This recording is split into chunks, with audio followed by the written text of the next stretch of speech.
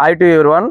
ఈరోజు మనం రాజ్యపాలెం అతి దగ్గరలో వాకబుల్ డిస్టెన్స్లో ఉన్న మధురా నగర్ అనే వెంచర్ వద్దకు వచ్చినాం. మధురా నగర్ అనే వెంచరు 4.5 ఎకరాల్లో కన్స్ట్రక్షన్ చేశారు. అన్ని 40 ఫీట్ రోడ్స్. ఇక్కడ దగ్గరలో విమానాశ్రయం కూడా శాంక్షన్ అయ్యింది.